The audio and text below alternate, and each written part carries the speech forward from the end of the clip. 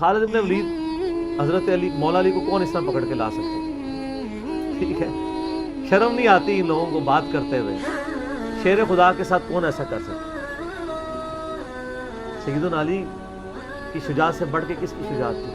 ان کی محبت میں ان کے بارے میں غلط عقیدے پروپیگیٹ کرتے ہیں۔ سیدنا خالد ابن ولید رضی اللہ تعالیٰ عنہ کو اللہ تعالیٰ نے مشرکین عرب سے اٹھا کے رومن اور پرشین امپائر کے اوپر دے مارا۔ بڑی ایکسٹرا آرڈنری پرسنالٹی۔ نبی علیہ السلام کی اعلان نبوت کے بعد 19 سال تک کافر رہے۔ اس 19 سالوں میں موت بھی آ سکتی تھی، لیکن اللہ نے زندہ رکھا۔ حتیٰ کہ غزوہ احد کے موقع پر نبی علیہ السلام کے جو 4 دانت شہید ہوئے ہیں، جو بخاری مسلم میں آتا ہے، حضرت خالد بن ولید کی وجہ سے ہوئے ہیں۔ انہوں نے وہ جب درہ چھوڑ دیا تھا عبداللہ ابن جبیر اور باقی ان کے ساتھیوں نے، عبداللہ ابن جبیر نے تو نہیں چھوڑا تھا، چند ساتھیوں نے، تو یہ پیچھے سے آگے حملہ آور ہوئے اور نبی علیہ السلام کی بددعا ہے ان کے اس موقع پہ۔ نبی علیہ السلام کی مبارک زبان سے نکل گیا، اللہ ایسی قوم کو کیسے ہدایت دے گا جنہوں نے اپنے نبی کا چہرہ خون سے رنگ دیا۔ تو سورہ ال عمران میں جہاں پہ صحابہ کرام کو اللہ تعالیٰ نے گرفت کی ہے نا 60 آیات میں کہ غزوہ احد پہ تم نے یہ غلطی کی، پھر اینڈ پہ معاف بھی فرما دیا، پہلی گرفت نبی علیہ السلام پہ آئی ہے۔ لیس لک من الامر شیء، نبی آپ کو تو کوئی اختیار نہیں، اللہ چاہے ان کو ہدایت دے دے۔ ہوئے ہوئے ہوئے ہوئے، اور اسی کو ہدایت بھی مل گئی۔ اسی پیگن کو اللہ نے اٹھایا ہے۔ پیگن انگلش میں کہتے ہیں بت پرست۔ آپ گوگل پہ جا کے لکھیں حضرت خالد بن ولید کا تعارف، کہ ایک عرب کا پیگن اللہ نے اٹھا کے اسے رومن اور پرشین امپائر الٹوا دیا۔ پھر 19 سال تو کفر میں گزرے ان کے، اسلام میں ان کے 19 سال نہیں گزرے تھے، بمشکل 10-11 سال، لیکن انہوں نے اپنے 19 سالوں کے بھی سارے گناہ دھلوا دیے، جو کچھ کیا پھر اور جو کچھ اللہ نے ان سے کام لیا۔ یہ ایک الگ سے تلخ حقیقت ہے کہ سیدنا خالد بن ولید سے نبی علیہ السلام کے مبارک زمانے میں بھی اور بعد میں بھی بحیثیت انسان کچھ غلطیاں ہوئی ہیں، بخاری مسلم میں رپورٹ ہوئی ہیں، لیکن کسی شخص کی چند ایک غلطیوں سے اس کا پورا پلڑا ادھر کا ادھر نہیں ہو جاتا۔ اللہ بھی قیامت والے دن نیکیوں اور برائیوں کو تولے گا۔ نیکیاں زیادہ ہوں گی تو پھر اس کو یہ نہیں کہا جائے گا کہ یہ تو نے اتنی بڑی برائی کیوں کی تھی، پھر وہ پاس ہو چکا ہے، چاہے کسی ایک سوال میں اس کے 0 نمبر بھی آئے ہوئے ہیں، پاس ہو چکا تو اس کا تانا بھی نہیں دیا جائے گا، نیور۔ تو 2-4 واقعات کو لے کے اس طریقے سے کسی بندے پہ چڑھائی کرنا یہ بالکل زیادتی والی بات ہے۔ سیدنا خالد بن ولید سیف اللہ ہے، اس میں کوئی شک نہیں ہے۔ صحیح بخاری میں جو یہ حدیث کہتے ہیں نا، یہ حدیث بڑی مشہور ہے۔ غزوہ موتا کے موقع پر آپ کو پتہ ہے نبی علیہ السلام نے رومن امپائر کی طرف اپنا ایک ایلچی روانہ کیا تھا، خط بھیج کے، اس ایلچی کو قتل کر دیا گیا اور اس وقت ایلچی کا قتل اعلان جنگ ہوتا تھا۔ تو نبی علیہ السلام نے ایک لشکر روانہ کیا زید بن حارثہ کی قیادت میں، نبی علیہ السلام کے منہ بولا بیٹا جس کا نام قرآن میں، واحد صحابی جس کا نام قرآن میں، زید۔ لیکن ساتھ ہی آپ نے فرمایا، صحیح بخاری میں الفاظ ہیں کہ اگر زید فوت ہو جائے، مسند احمد میں ڈیٹیل موجود ہے انہی الفاظ کے ساتھ، کہ زید فوت ہو جائے تو جعفر کو اپنا امیر بنا لینا، جعفر فوت ہو جائے، شہید ہو جائے تو پھر عبداللہ بن رواحہ کو بنا لینا، اگر وہ بھی شہید ہو جائے پھر تو اپنی مرضی سے کسی کو امیر چن لینا۔ یہ مسند احمد میں، بخاری میں الفاظ ہیں کہ صحابہ کرام کہتے ہیں نبی علیہ السلام مدینہ شریف میں تھے اور آپ علیہ السلام کی آنکھوں سے مسلسل آنسو رواں تھے اور آپ نے کہا کہ میرے زید کو شہید کر دیا۔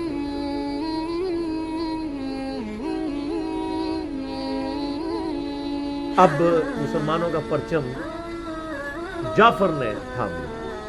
جعفر بھی حضور کے لاڈلے سے، آپ کو پتا ہے، جعفر طیار حضرت علی کے بھائی، جن کے بارے میں بخاری میں آتا ہے کہ ان کے 2 بازو کٹ گئے تھے تو آپ علیہ السلام فرمایا میں نے اسے جنت میں اڑتے ہوئے دیکھا، اللہ نے اس کو 2 پر دے دیے۔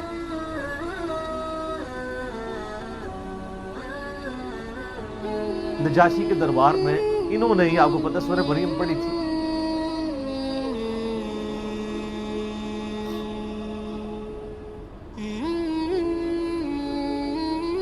پھر آپ نے فرمایا کہ جعفر کو شہید کر دیا گیا۔ اب عبداللہ ابن رواحہ نے پرچم تھا، پھر آپ نے فرمایا اسے بھی شہید کر دیا گیا، پھر آپ نے فرمایا اب اللہ کی تلواروں میں سے ایک تلوار کو مسلمانوں نے اپنا امیر چن لیا، اور میں اللہ سے امید کرتا ہوں اللہ تعالیٰ اس کے ہاتھ میں فتح دے، اور فتح ہوگی۔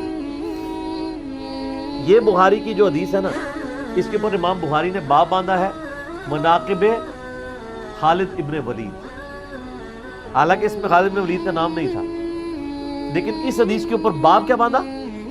خالد ابن ولید، کیونکہ وہ سیف اللہ وہ تھے، سیوف من سیوف اللہ، اللہ کی تلواروں میں سے ایک تلوار کے ہاتھ میں جھنڈا آ گیا، اللہ تعالیٰ فتح دے دے گا، فتح ہو گئی۔ اس کے 3-4 طریقے بخاری میں، باقی طریق کے اندر نہ خالد ابن ولید کا نام بھی موجود ہے کہ خالد ابن ولید کے ہاتھ میں اب پرچم آ گیا، اللہ نے فتح دے دی۔ اچھا، اور وہ فتح یہ ہوئی کہ بہت بڑا لشکر سامنے سے آ گیا تھا، حضرت خالد بن ولید اپنے لشکر کو بچا کے واپس لے آئے۔ یہ غزوہ موتا تھا، اور صحیح بخاری میں آتا ہے کہ 9 تلواریں حضرت خالد کے ہاتھ میں ٹوٹی تھیں اس دن، 9 تلواریں اس جنگ کے اندر، واپس آ گئے۔ پھر بعد میں خیر وہ ایک رومن امپائر والا پھر یرموک پہ جا کے کنکلوژن ہوئی نا۔ یہاں پہ بخاری میں الفاظ ایک طریق میں خالد بن ولید ہیں، دوسری میں سیف اللہ، اور امام بخاری نے باب بھی باندھ دیا تو سیف اللہ ثابت ہو گیا۔ اسی حدیث کا جو طریق مسند احمد میں ہے، اس میں الفاظ ہیں اللہ کی تلواروں میں سے ایک تلوار خالد ابن ولید۔ جامعہ ترمذی میں ایک حدیث صحیح سند کے ساتھ ہے کہ نبی الاسلام کے سامنے سے حضرت خالد ابن ولید گزرے تو آپ نے فرمایا کہ خالد بن ولید کتنا نیک بندہ ہے اللہ کا، اللہ کی تلواروں میں سے ایک تلوار ہے۔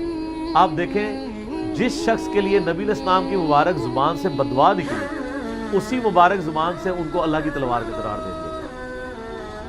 ذالک فضل اللہ یؤتی من یشاء، یہ اللہ کی بے نیازی ہے۔ آپ تو کسی ایسے شخص کو معاف بھی نہ کرتے جس کی وجہ سے نبی کے 4 دانت شہید ہوئے، اللہ دیکھیں کیسے کیسے مجرمین کو معاف کر کے کس ایپیکس پہ فائز کرتے ہیں، بندے نہیں معاف کرتے۔ اس طریقے سے صحیح بخاری میں حدیث ہے، حضرت عبداللہ ابن عباس کہتے ہیں کہ مجھ سے سیف اللہ خالد ابن ولید نے خود یہ حدیث بیان کی، تو بخاری میں خود سیف اللہ لقب عبداللہ ابن عباس نے، کہ ایک دن حضرت خالد ابن ولید نبی علیہ السلام کی بیوی سیدہ میمونہ جو کہ میری خالہ بھی ہیں حضرت عبداللہ ابن عباس، ان کے ہاں نبی علیہ السلام کے پاس بیٹھے ہوئے تھے، تو انہوں نے بھونی ہوئی دب لا کے رکھی، عربی میں دب کہتے ہیں، دال با دب، اردو میں ہم اسے وہ گو، ویسے گو کا لفظ اپروپریٹ نہیں ہے، سانڈا لفظ ہے اصل میں، چھپکلی سے تھوڑی سی بڑی ہوتی ہے، حلال ہے کیونکہ یہ سبزی خور ہے، ہاں یہ سبزی خور ہے، عربی بڑے شوق سے کھاتے ہیں گو، دب کہتے ہیں۔ آپ یوٹیوب پہ بھی دب لکھیں نا تو پوری عربیوں کی ویڈیوز کھل جائیں گی۔ دب لا کے رکھی گئی بھنی ہوئی، تو حضرت خالد بن ولید کہتے ہیں میں بڑے شوق سے کھانا شروع کیا، اور حضور مجھے بڑے دیکھ رہے تھے ایسے، وہ اتنے ذوق و شوق سے کھا رہے تھے، تو میں نے کہا یا رسول اللہ آپ بھی، تو آپ فرمایا کہ میرے علاقے کی غذا نہیں ہے، میں نہیں کھاتا، یعنی حرام۔ ان کا یا رسول اللہ کیا حرام ہے؟ آپ فرمایا حرام نہیں ہے، مجھے پسند ہے۔ اس سے یہ بھی بات پتہ چلی کہ اگر کسی کو کوئی رزق پسند نہ ہو تو اس میں کوئی گناہ اور عیب والی بات نہیں ہے۔ یہاں تو کہتے ہیں جس کو کدو پسند نہیں ہے اس کی گردن اتار دو، کہنا نہ قاضی ابو یوسف کی طرف ایک جھوٹا واقعہ مشہور کیا ہوا ہے۔ وہ اللہ نے یعنی اتنی چیزیں اس لیے بنائی ہیں نا، کسی کو ایک چیز پسند ہوگی کسی کو دوسری، تو اس میں بھی سیف اللہ کے الفاظ ہیں۔ اس کے علاوہ صحیح مسلم میں ایک حدیث ہے، آپ کو پتا ہے ذوالخویسرہ التمیمی نجدی خبیث جس نے کہا تھا اے محمد اللہ سے ڈر اور انصاف کر، بخاری مسلم دونوں میں آتا ہے، تو آپ فرمایا اگر میں انصاف کرنے والا نہیں تو کون ہے؟ تو وہاں پہ الفاظ ہیں مسلم شریف میں، یہ بخاری میں بھی حدیث ہے، مسلم کے الفاظ ہیں کہ حضرت عمر فاروق رضی اللہ عنہ کا یا رسول اللہ اجازت دیں میں اس منافق کی گردن اڑا دوں، اور وہاں پہ الفاظ ہیں پھر سیف اللہ خالد کھڑے ہوئے، وہاں بھی لفظ ہے سیف اللہ، انہوں نے کہا یا رسول اللہ اجازت دیں، آپ فرمایا چھوڑ دو، لوگ کہیں گے یہ اپنے ساتھیوں کو مرواتا ہے، تو کلمہ گو تو تھا نا وہ، اس کی نسل سے بھی لوگ پیدا ہوں گے، ان کے خلاف قتال کرنے والے مخلوق کے بہترین لوگ ہوں گے۔ اور ابو سعید خدری کہتے ہیں کہ وہ حضرت علی کے زمانے میں جب یہ ظاہر ہوئے تو حضرت علی کے ساتھ مل کے ہم نے ان خوارج کے خلاف قتال کیا، تو یہ مسلم میں بھی سیف اللہ کے الفاظ موجود ہیں۔ باقی حضرت خالد بن ولید رضی اللہ تعالیٰ عنہ کی پرسنالٹی یعنی بڑی ایکسٹرا آرڈنری ہے۔ آپ دیکھیں کہ آلموسٹ ان کی جو عمر مبارک ہے وہ below 45 تھی جب وہ فوت ہوئی حضرت عمر کے دور کے اندر. حضرت ابوبکر صدیق کے دور کے اندر وہ آرمی چیف تھے. وہ سر عمر سیریز پھر دیکھیں تو آپ کو پتا چلے. انہوں نے ایک ایک چیز فلمائی ہے. مسلمہ کذاب کے خلاف قتال میں کون لیڈ کر رہا تھا؟ خالد بن ولید. جتنے عرب کے قبائل مرتد ہوئے ہیں ان کے خلاف حضرت خالد بن ولید کو بھیجا. اور اس کے بعد پرشین امپائر کا جب جہاد شروع ہوا ہے تو شروع کی ساری مہمات میں حضرت خالد بن ولید تھے. تو کرتے کرتے اس دوران کچھ واقعات رپورٹ ہوتے تھے ایسے. حضرت ابوبکر صدیق سے حضرت عمر مخالفت کرتے تھے. وہ کہتے تھے یہ اپنی طرف سے کچھ ڈیسیژن کر لیتا ہے, اس کو چاہیے کہ امیر کی اطاعت کرے. تو حضرت ابوبکر صدیق کہتے تھے کہ اگر وہ میرے حکم کا انتظار کرے گا تو 1 مہینہ تو خط پہنچنے میں لگے گا, ایک جانے میں اس وقت تک اس کے ہاتھ سے موقع ہی نکل جائے. تو میں نے اسے اختیار دیا ہوا ہے. کوئی موبائل فون یا کوئی اس وقت واٹس ایپ تو ہے نہیں تھا. لیکن حضرت عمر ذرا ڈسپلن کے بہت سخت تھے. وہ کہتے تھے اس طرح ان کو خود ڈیسیژن نہیں لینا چاہیے, کیونکہ اس میں 1-2 مسئلے ان سے مس ہینڈل بھی ہو گئے تھے. تو جب اتنے بندہ کام کر رہا ہوتا ہے 1-2 مسئلے تو مس ہینڈل ہو جاتے ہیں. ہم سمجھتے ہیں مس ہینڈل ہونے کا مطلب ہے 0 سے ملٹیپلائی. ایک طبقہ یہ سمجھتا ہے, دوسرا کہتا نہیں کہ چونکہ اس کی شان بہت ہے لہذا مس ہینڈل ہو نہیں سکتا. یہ دونوں ایکسٹریم ہیں. وہ پیغمبر ہی ہے جس کو اللہ تعالیٰ نے رول ماڈل بنایا ہے, وہی بیلنس ہے. تو پھر جنگ یرموک کا موقع جب آیا, رومن امپائر کے خلاف فیصلہ کن جنگ تھی جو, تو عین میدان جنگ میں حضرت ابوبکر صدیق فوت ہو گئے. حضرت عمر نے پہلا ڈیسیژن یہ کیا کہ خالد بن ولید کو آرمی چیف کے عہدے سے معزول.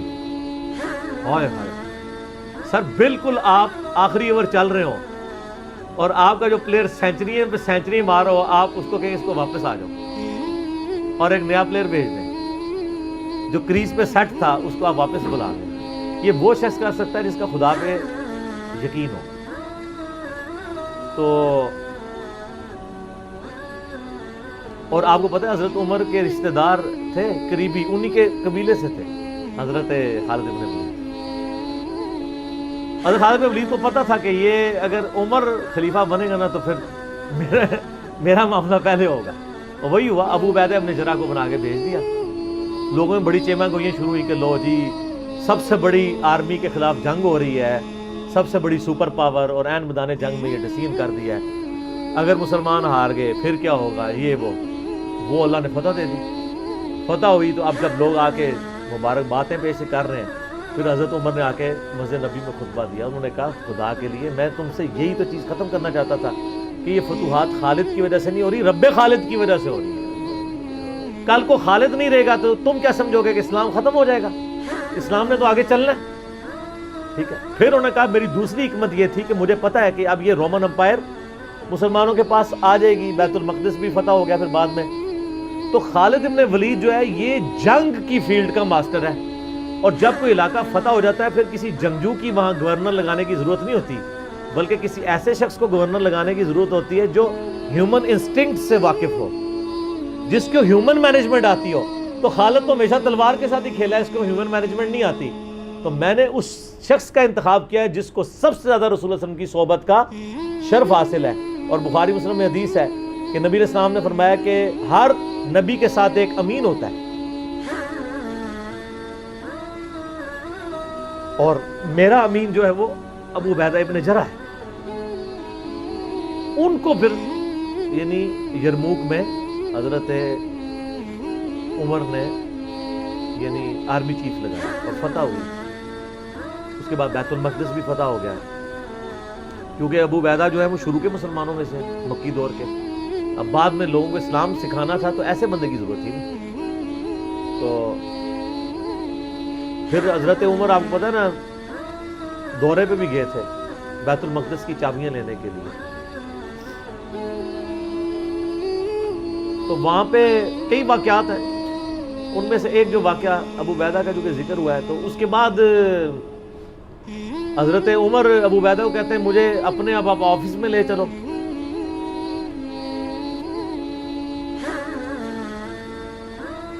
دنیا کی سب سے بڑی سپر پاور فتح کی ہو جس بندے نے, آپ سمجھیں کہ ایک بندے نے امریکہ فتح کیا ہے, کسی جنرل نے, واشنگٹن ڈی سی میں اس کا آفس تو ہونا چاہیے.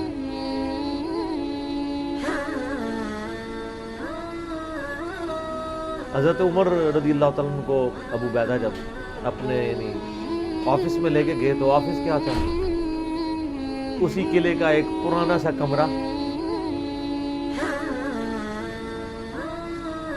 جس کے ایک کونے کے اوپر مصلی بچھا ہوا ہے, ایک وضو کی جگہ ہے, لوٹا پڑا ہوا ہے. یہ کل کائنات ہے اس آفس کی, جو سب سے بڑی سپر پاور کو جس بندے نے گرایا, ابو عبیدہ ابن جراح نے. حضرت عمر رضی اللہ تعالیٰ عنہ کی آنکھوں میں آنسو آ گئے.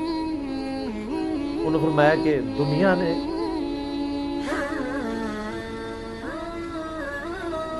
ہر بندے کے اوپر اپنا اثر چھوڑا ہے سوائے ابو عبیدہ ابن جراح. دنیا سے شکست نہیں دے سکی. دنیا سے مراد دنیا کی محبت. ہر بندے نے اپنا حصہ لے لیا. اس لیے آپ کو پتا ہے نا کہ حضرت عمر اپنے دور خلافت میں ابو عبیدہ ابن جراح کو بار بار خط لکھتے رہے کہ آپ ادھر آ جائیں, کیونکہ حضرت عمر چاہتے تھے کہ میں اپنے بعد ان کو خلیفہ نامزد کروں, اس لیے کہ وہ امین الامت ہے. لیکن وہ پھر حضرت عمر کے دور میں طاعون کے مرض میں وبا جو پھیلی تھی شام میں, اس میں وہ پھر شہید ہو گئے. تو وہی ان کا پھر وہ قبر بن گئی. سر میرا سوال ہے کہ طاعون کا مرض آپ کو پتہ ہے کہ کیا تھا؟ جسم پہ پورے پھوڑے نکلتے تھے کینسر کے. تو کیا حضرت ابو عبیدہ نے ذرا ناکام کیے دنیا سے؟ کہتا ہے جی کوئی بندہ مرا تھا, بڑا نورانی چہرہ تھا, یہ تھا وہ تھا. ہر بندے نے اپنے بنائے ہوئے.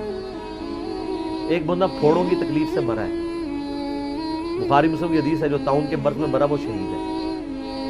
تو وہ مرے تو بستر مرگ پہ ہے لیکن شہید ہے.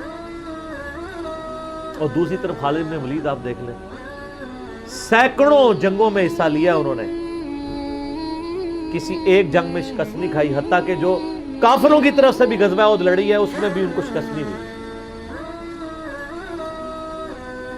جسم پہ حضرت خالد بن ولید کہا کرتے تھے میرے جسم کا کوئی حصہ نہیں جس پہ برچھی یا نیزے یا تلوار کا نشان نہ ہو. ظاہر ہے اتنی جنگوں میں زخم لگ گئے, لیکن میں بھی آج ایک بوڑھے اونٹ کی طرح بستر مرگ پہ مر رہا ہوں. میں نے سینکڑوں جنگوں میں اپنی موت کو تلاش کیا لیکن موت نہیں آئی. اس کا مطلب ہے موت جو ہے وہ اس پہ ڈیپینڈنٹ نہیں ہے کہ آپ میدان جنگ میں گئے ہوئے ہیں. ان کو موت میدان جنگ میں اس لیے نہیں آنی تھی کہ وہ اللہ کی تلوار تھی. اللہ کی تلوار تو نہیں ٹوٹ سکتی تھی. تو ان کا آج میں بھی بوڑھے اونٹ کی طرح بستر مرگ پہ مر رہا ہوں. صرف میں تمہیں یہ بتانا چاہ رہا ہوں کہ موت کا میدان جنگ سے کوئی تعلق نہیں. ویسے تو مسلم شریف میں حدیث ہے, جو شخص شہادت کی تمنا کے ساتھ اپنے بسترے پہ بھی مرا اللہ تعالیٰ اسے شہید ہونے کا ثواب دے دے گا. ہمیں نیت کرنی چاہیے. یہ حضرت خالد بن ولید کے شعر ہیں کہ میں بھی اگر موت میدان جنگ میں آتی تو مجھے آتی جس نے سینکڑوں مار کے لڑے ہیں, اور سر پیچھے بیٹھ کے نہیں آج کل کے جرنیلوں کی طرح, فرنٹ سے لیڈ کر کے. تو یہ ان کے اشعار آج بھی ان کا جو قبر یا مزار بنا ہے اس کے ساتھ ایڈجسنٹ مسجد کی دیوار کے اوپر یہ شعر لکھے ہوئے ہیں. آپ یوٹیوب پہ جا کے دیکھیں تو آپ کو مل جائے. فرنٹ سے لیڈ کر کے پوری زندگی لڑے.